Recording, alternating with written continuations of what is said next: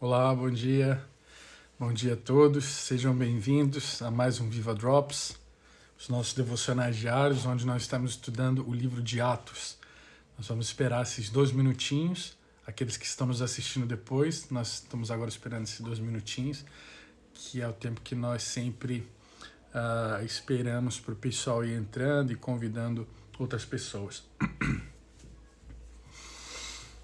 Bom dia, Olga. Bom dia, Tia Ruth. Bom dia, Dal, Bela. Bom dia, Miguel.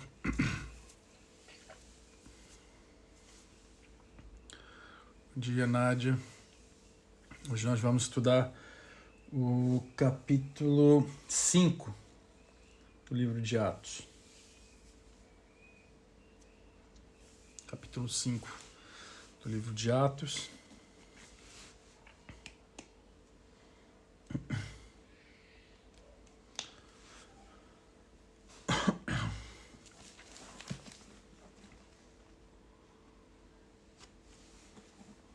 Esperar das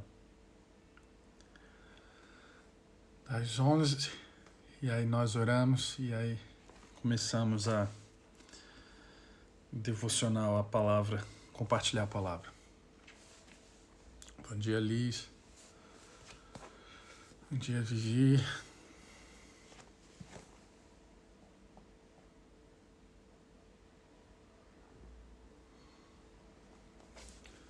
Bom dia, Micaela.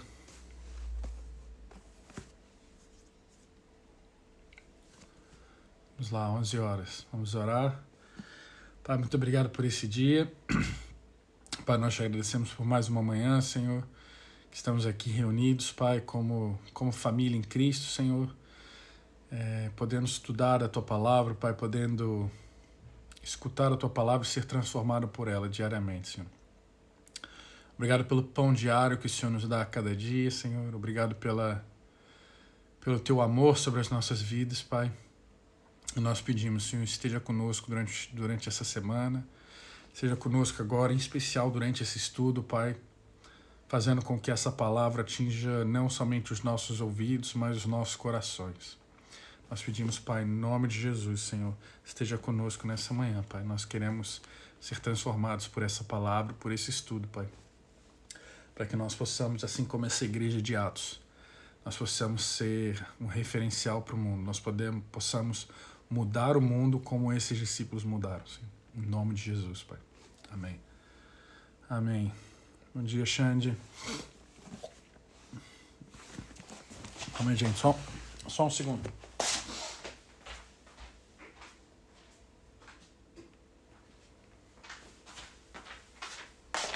Pronto, voltei. Pronto. Só pra... Bom dia, Mary. Vamos lá, capítulo 5, então, do livro de Atos. Vou começar lendo aqui. Um homem chamado Ananias, com Safira, sua mulher, também vendeu uma propriedade. Né? Ele está falando também porque no verso 4, no capítulo 4, desculpa, ele termina o capítulo 4 falando sobre Barnabé, que vendeu uma propriedade e entregou aos pés dos apóstolos. Né? Então ele está dizendo aqui agora, a partir do 5, um homem chamado Ananias, com Safira, sua mulher, também vendeu uma propriedade.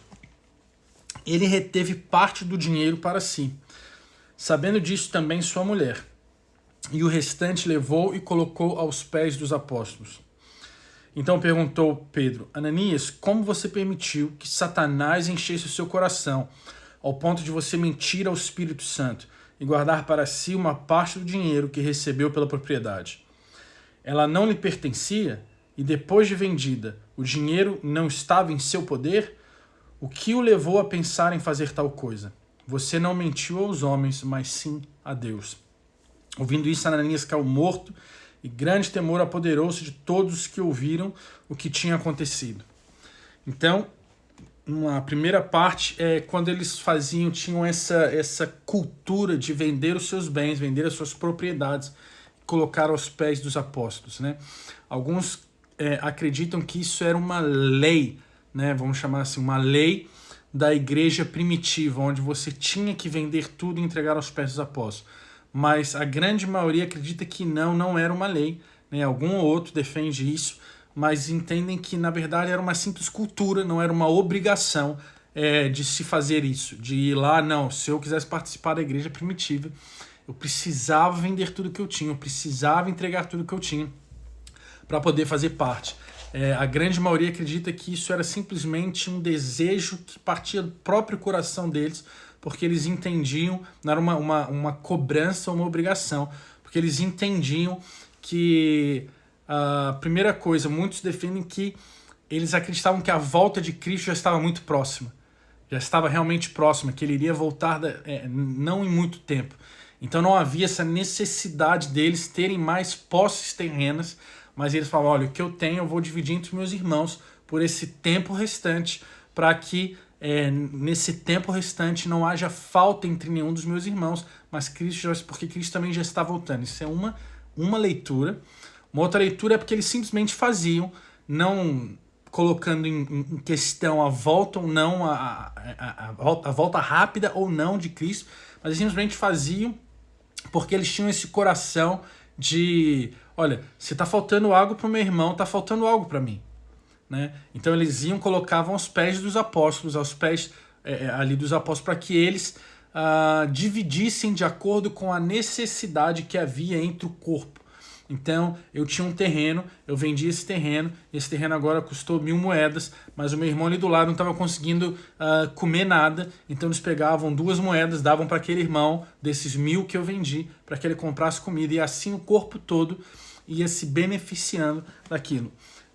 Então, primeira coisa a grande maioria acredita que não era obrigatório isso, era uma questão do coração deles mesmos, eles entregavam de boa vontade. Nós vemos até no discurso de Pedro, quando ele falou, no verso 3, vamos lá.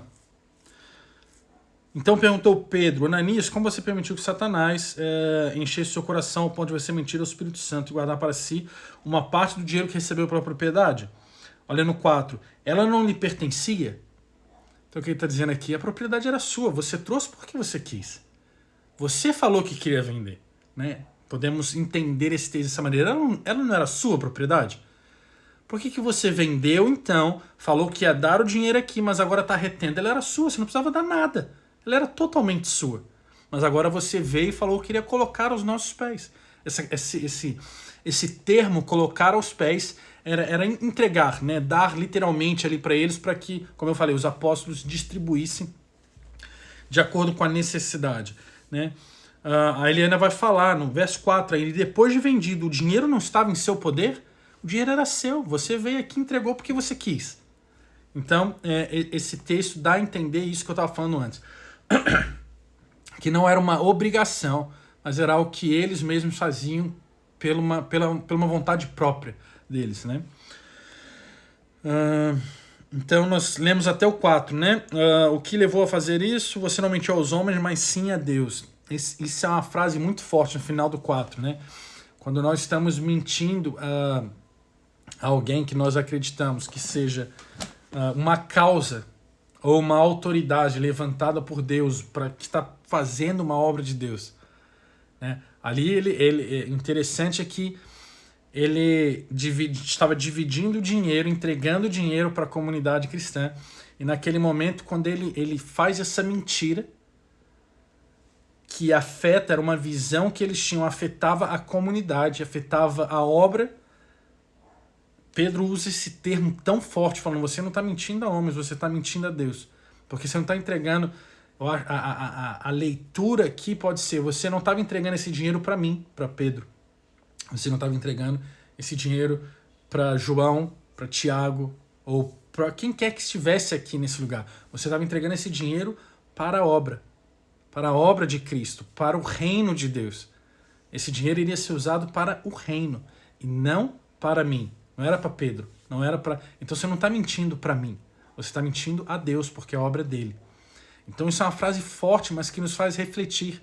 Né? E lógico, eu não estou querendo trazer o mesmo exemplo em relação à questão do dinheiro. Mas quando nós, de alguma maneira, nos enganamos ou tentamos enganar ao Espírito, né? E eu vou ser o primeiro a falar quantas vezes que, por exemplo, eu poderia estar lendo a palavra, ou poderia estar estudando, ou criando um material de um livro, lendo um livro, coisas que expandissem o reino.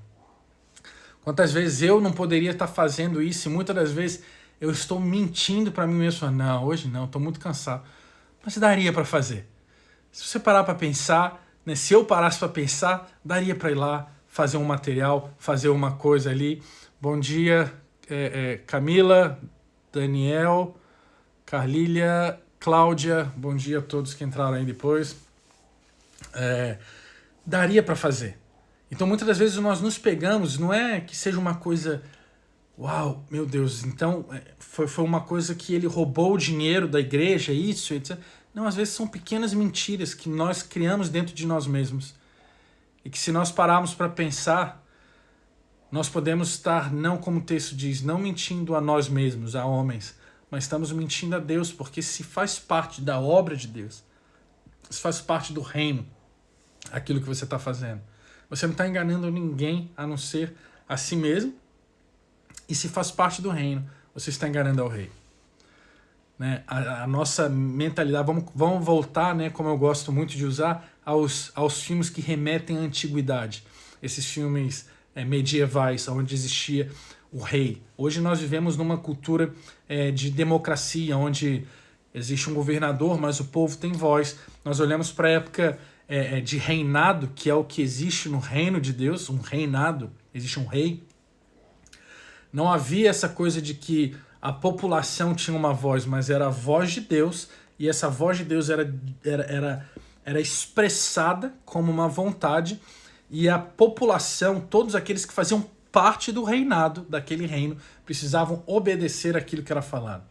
Então, quando eles não obedeciam aquilo que era falado, porque eles estavam enganando por algum motivo, olha, vocês precisam cuidar dos campos, porque os campos precisam ser cuidados para que haja alimento para o reino. Para o reino. Então, se aquela pessoa vai e inventa, não, eu estou meio doente hoje, eu não quero ir, mas isso é uma história, uma mentira, né? Na verdade, ele não está mentindo só a ele ou ao rei. Ele está prejudicando todo o reino. Então, essa analogia, porque se ele não cuida do campo, algumas pessoas não comem. Se o campo não é bem cuidado, as verduras não vão crescer, o fruto da terra não vai crescer e não vai haver alimento para todas aquelas pessoas. Então a mentalidade é mais ou menos essa, né? Quando ele fala sobre isso, ele vai falar sobre, olha, você não está mentindo a mim, você não está só me prejudicando com essa mentira, o dinheiro não era meu, o dinheiro era para o reino, você está mentindo a Deus, que é o rei do reino, né? Vamos lá, verso 5. Ouvindo isso, Ananias caiu morto. Olha só. Meu Deus. E a gente vai falar sobre isso aqui, porque isso aqui, quando a gente lê esse texto assim, falando sobre isso, não, porque a gente ainda hoje pode estar mentindo, vocês ficam até com medo, né? Fala, caramba, daqui a um pouco eu vou cair morto aqui. Calma, vamos falar sobre isso. Grande temor apoderou-se de todos os que ouviram o que tinha acontecido. Então os moços vieram, envolveram seu corpo, levaram-no para fora e o sepultaram. Eu li o verso 5 e o verso 6.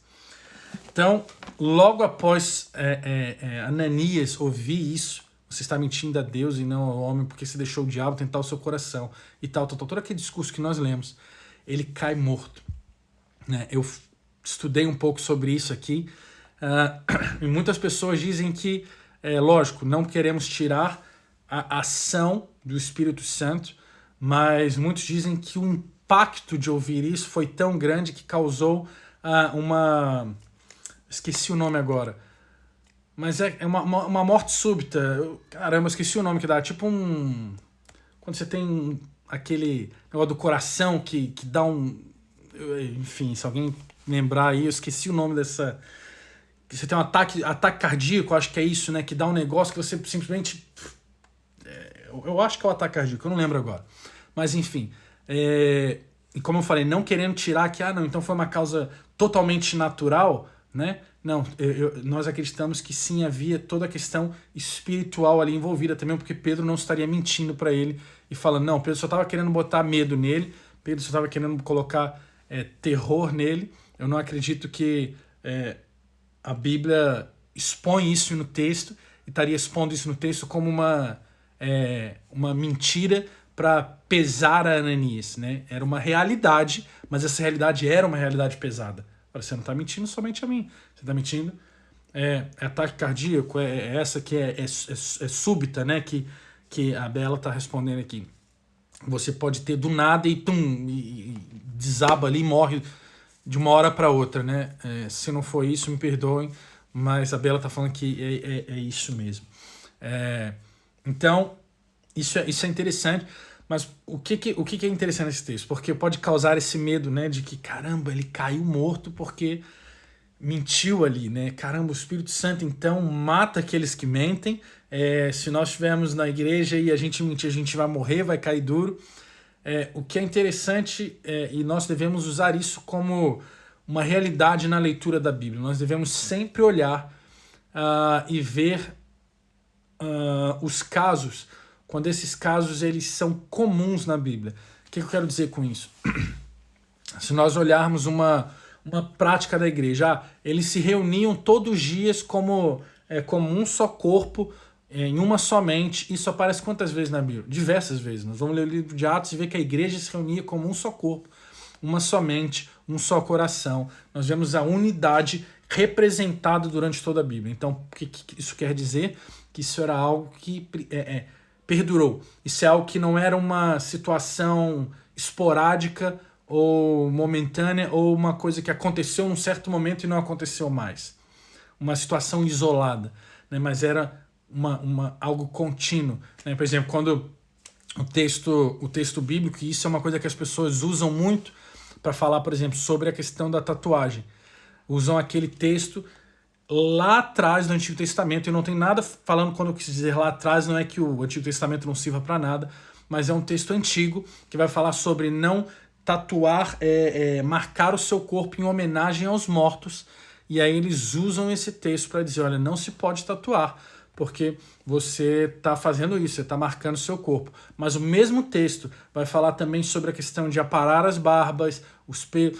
Tem diversas coisas que nós olhamos, precisamos olhar o contexto que foi escrito, nós precisamos olhar em que situação aquilo ocorreu, e se esse texto ele se torna algo cotidiano, se torna uma regra, uma lei, vamos chamar assim, algo que é visto durante toda a história. Então, se é visto durante toda a história, não é porque é algo momentâneo, algo daquele momento, mas é uma cultura dentro do reino. Então, o que acontece por exemplo, usei esse exemplo do texto, nós não vemos mais em lugar nenhum escrito algo sobre tatuagem. E não estou querendo discutir aqui, ok, se tatuagem é ok ou não, e etc. Isso não cabe a mim ficar discutindo aqui, não é o momento para isso. Mas o que eu quis dizer não é mais visto. Então, se não é mais visto, provavelmente foi algo para aquele momento, para aquela situação, para aquela cultura, para aquele povo. Nós precisamos entender o contexto. Então, nesse texto aqui, quando ele fala que Ananias caiu morto, nós não vemos mais isso acontecer em relação a mais mentira de ninguém. Nós não vemos antes e não vemos depois, né? Então, por exemplo, Pedro mentiu 3 vezes falando que não conhecia Cristo, e ele não morreu, ele não foi fulminado. E ali era a obra do reino, né? Ali o Cristo estava sendo morto. Era a completude da obra de Cristo. E por algum motivo ele simplesmente falou, olha, eu não conheço. E aí? Ele não foi morto, né? Nós vemos no Antigo Testamento pessoas que também mentiram e não foram mortas. Então isso foi um caso isolado que aconteceu, né? E que tinha um motivo com certeza, porque nós sabemos que em todas as coisas, né, Deus tem um propósito. Deus tem um motivo em todas as coisas. Então, o texto... O 5, né? Caramba, essa tela quase desliga. Ouvindo isso, Ananias caiu morto. E essa parte, segunda parte do verso 5 é interessante. Grande temor apoderou-se de todos os que ouviram o que tinha acontecido. Muitas pessoas acreditam que esse momento foi usado para naquele momento ali já criar essa cultura nas pessoas, onde as pessoas entendessem que a obra do reino é algo sério, que a obra do reino é algo muito sério, né? E como eu falei, não tirando que esse momento inteiro Deus não esteja presente nesse momento, né? Deus está presente em todos os momentos, ainda mais quando se trata do seu reino. Mas, Bruno, então você quis dizer com isso, você acredita que foi Deus que matou Ananias? Eu não acredito que tenha sido literalmente Deus que fulminou Ananias. O texto, se você ler o texto, não vai dizer que Deus matou Ananias, Deus feriu Ananias. E o texto bíblico, a Bíblia, não tem problema nenhum de dizer quando é Deus que fere alguém, né? Como é o rei, eu esqueci o nome daquele rei, mas que ele levou a glória para si e falou, é voz de Deus. E Deus fulminou ele porque ele tomou a glória de Deus para ele. Nós vemos que o texto bíblico não tem problema de esconder quando Deus ele age em alguma situação, até mesmo porque ele é Deus e ele não tem vergonha de esconder nada que ele faz. Mas o texto aqui não dá a entender que é Deus que matou essa pessoa. Não, então beleza, então foi o Espírito Santo que matou essa pessoa. A presença do Espírito estava ali, como está em todos os lugares. E eu acredito que ele usa situações que acontecem, como por exemplo, hoje nós falamos sobre o Covid. Muitas pessoas acreditam que o Covid é obra de Deus, né? Eu já ouvi muito isso. Não sei qual é a sua crença, no que você tem acreditado, mas eu ouvi muitas pessoas já falando, olha, o Covid é obra de Deus. Deus está trazendo a igreja, está trazendo juízo para uma igreja que está desviada, para uma igreja para um mundo perdido e etc. Muitos estão acreditando nisso, né? E eu já tenho um pensamento oposto disso. Eu não acredito que Deus tenha dado o Covid, mas eu acredito que Deus está usando esse momento de Covid para ensinar a igreja. Está usando o momento para ensinar a igreja, não está dando o momento para ensinar a igreja. Eu acredito muito que quando a Bíblia nos revela a bondade de Deus, e ele fala que é a bondade de Deus que leva o homem ao arrependimento. O texto nos diz, a Bíblia nos diz que é a bondade de Deus que leva o homem ao arrependimento. Então, se Deus está querendo ensinar algo para a igreja, que a igreja precisa se arrepender, que a igreja precisa voltar a ser, como alguns têm dito, né? Aí é um momento para a igreja se arrepender, voltar aos caminhos. Não, é a bondade de Deus que leva o homem ao arrependimento. E isso é que é bíblico. A Bíblia diz isso, é a bondade de Deus que leva o homem ao arrependimento. Não é as doenças que Deus dá, não é a dor que Deus causa, é a bondade de Deus. E eu, como pai, se você é pai, você vai entender um pouco isso também. Eu tenho meus filhos e volta e meia eu falo para eles, não façam isso, não façam isso, não façam aquilo. E a ideia é uma ideia muito simples de tentar entender como que Deus não dá. Eu acredito que Deus não dá uma situação dessa, mas ele pode usar a situação a nós pensarmos, por exemplo, numa criança que vai mexer no fogão, no fogo. Nós falamos para ele, olha, não mexa nesse fogão, não mexa no fogo porque você vai queimar a sua mão. Ele vai, chega perto de novo, nós falamos, olha, não mexa, você vai queimar a sua mão. Ele chega perto de novo. Você fala 3, 4, 5, né? Quem tem filho sabe que a gente tem que falar 15, 20 vezes para que ele não faça algo. Então nós falamos 1, 2, 3, e o que acontece é que, o que nós fazemos? Nós colocamos a mão da criança no fogo. Então vem cá, você não aprende, vem cá, pega a mão da criança, enfia ela no fogo. Isso é um bom pai? Né? Alguns podem até dizer, sim, ele está ensinando a criança, mas ensinando pela dor? Né? Agora, uma diferença tem esse caso, nós pegamos a mão da criança e enfiamos no fogo. E o outro caso é nós estamos falando, não faça, nós ensinamos, olha, isso queima. Olha aqui, pega um vídeo no YouTube, mostra uma queimadura, você ensina. Né? Mas aí acontece, a criança ainda assim enfia a mão lá. Queimou a mão. O que você faz agora? Você fala para ela, olha, eu não te falei, mas isso é bom para que agora você possa aprender. Olha a dor que você está sentindo. Você quer sentir essa dor de novo? Não quer, né? Então, não faça mais isso. Não bota a mão. O papai avisou para você que ali queima. Eu estou usando a situação que já está ocorrendo para ensinar o meu filho. Então, eu acredito que Deus ele não causa essa situação, mas ele usa a situação para a glória dele. Ele usa a situação para ensinar. Como eu acredito que nós estamos aprendendo nesse tempo de Covid, muita coisa. A igreja está aprendendo muita coisa. O ser humano, as pessoas estão aprendendo muita coisa. Né? Como o Xande colocou aqui, Deus é um bom pai. A Bela colocou, Deus também é justiça. Sim, Deus também é justiça. né? Nós sabemos que vai haver o dia onde vamos passar por esse julgamento de Deus. Mas eu acredito que o tempo não é agora. Eu acredito que o tempo ainda não é agora, onde Ele está nos julgando de acordo com as nossas atitudes.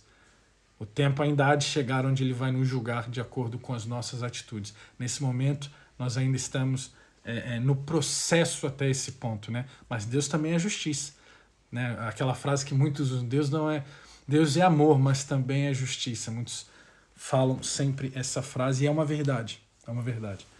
Vamos lá, verso 6. Então os moços vieram, envolveram seu corpo, levaram-no para fora e o sepultaram. Eu acho interessante o texto bíblico separar e especificar que foram os moços. Em algumas versões vai falar, e os jovens vieram, né, e levaram esse corpo para fora. Uma vez eu ouvi algo muito interessante e isso marcou meu coração. Uma leitura sobre esse texto.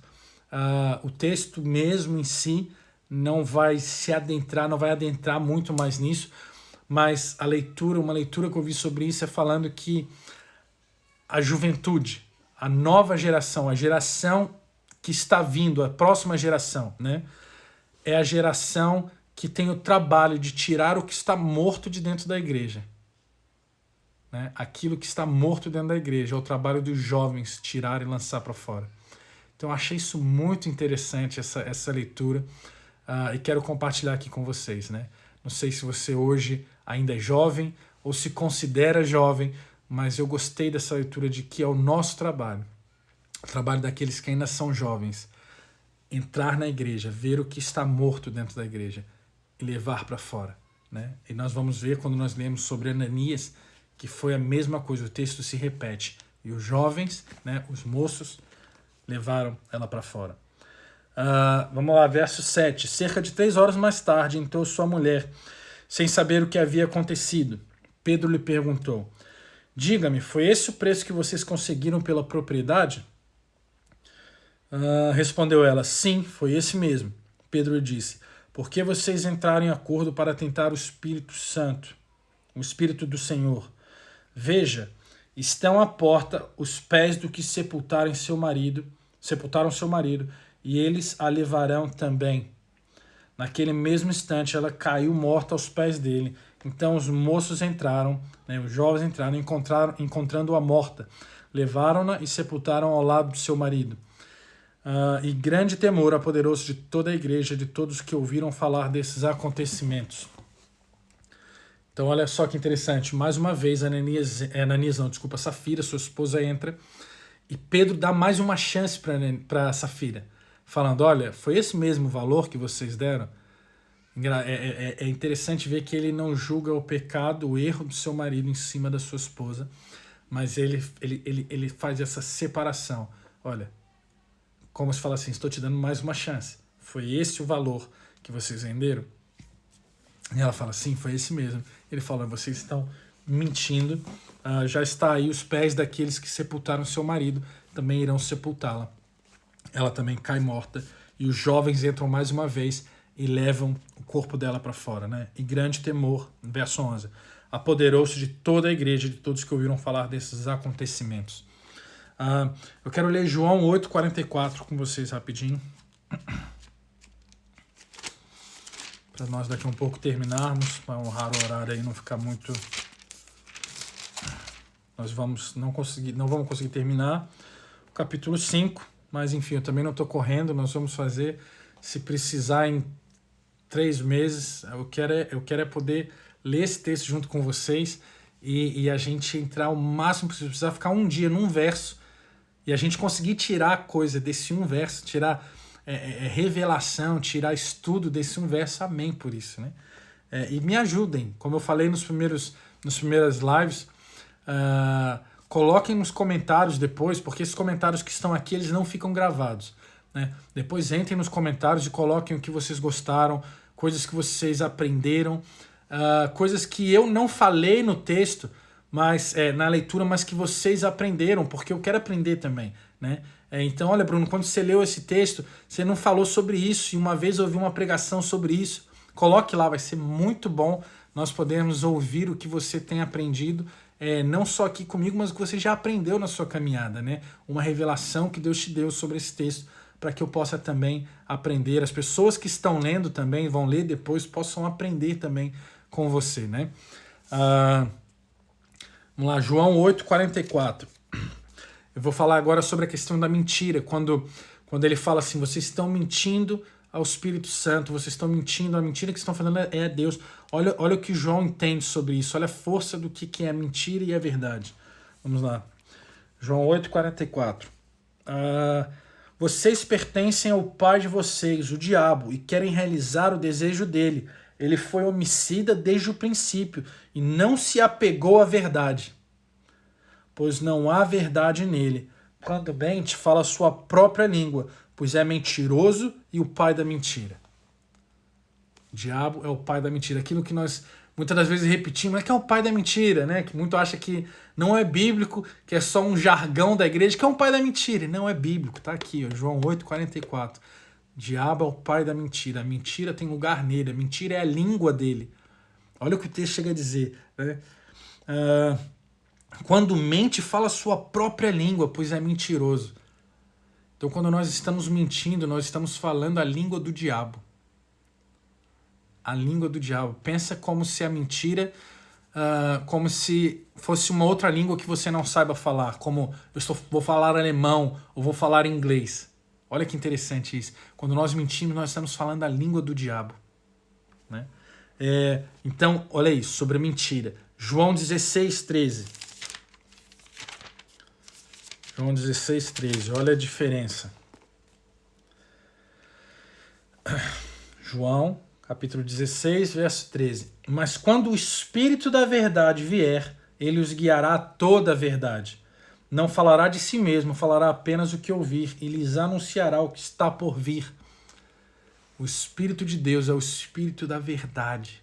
E esse Espírito está aqui em nós. Ele habita em nós. Nós precisamos fluir deste Espírito, porque o que fluir do Espírito flui da verdade. Então, quando nós vivemos a nossa vida, nós não temos que estar falando a língua do diabo, nós não temos que estar fluindo daquilo que o diabo faz, porque ele é mentiroso. Ele é o pai da mentira. A mentira nasceu dele e flui através dele. Mas nós precisamos fluir do Espírito, que é o Espírito da verdade. E aquilo que flui, o que a própria Bíblia nos diz é que não podem fluir não podem vir água diferente da mesma fonte, 2 tipos de água da mesma fonte. Não tem como haver água doce, água amarga, água salgada da mesma fonte. Então, se nós começarmos a entender isso, qual é a minha fonte? É o Espírito. Então é dessa fonte que eu vou puxar. Só vai vir o que é do Espírito, né? Vamos lá, voltando para o 5. Só para ver onde a gente parou e aí nós terminamos. Ok, vamos parar aqui porque depois já entra uma outra parte que é começar, quando os apóstolos começam a curar muitos doentes. Já são 11h30, já fizemos meia hora aí de live, 11h31 na verdade aqui, pelo menos em Portugal, né? Em outros lugares aí.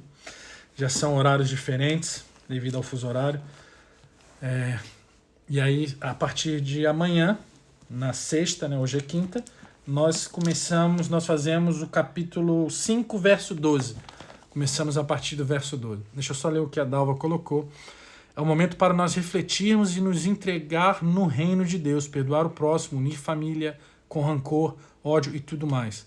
Não há tempo. Sim, nós precisamos usar esse tempo para viver o reino, né? Com certeza, Bela, precisamos usar esse tempo para viver o reino. Ainda há tempo.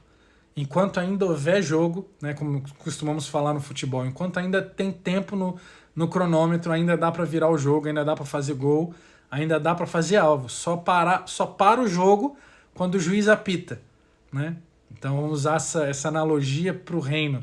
Só para o jogo quando ele voltar mesmo e não tiver mais tempo de fazer nada. Enquanto ele não voltar, nós temos tempo para, como você falou, para refletir, nos entregar, perdoar, unir a família, consertar os caminhos, viver as coisas do reino, né? Então ainda há tempo, né? Então, gente, é isso. Obrigado por mais uma manhã aqui. Espero que tenham aprendido algo como eu tenho aprendido estudando esse texto novamente. Entrem lá nos comentários depois, coloquem lá comentários. Eu quero ouvir o que vocês têm aprendido. Vai ser muito bom para mim poder ouvir isso também, para nós aqui do Viva, poder ouvir o que vocês têm aprendido aqui do estudo.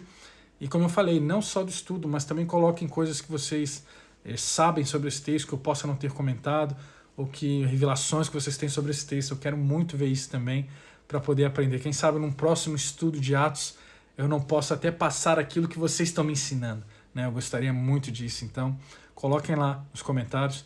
Vai ser muito legal. Obrigado por mais uma manhã. Hoje à noite nós temos o Viva Drops em inglês. O Hugo vai estar dando o Viva Drops em inglês à noite, então não percam.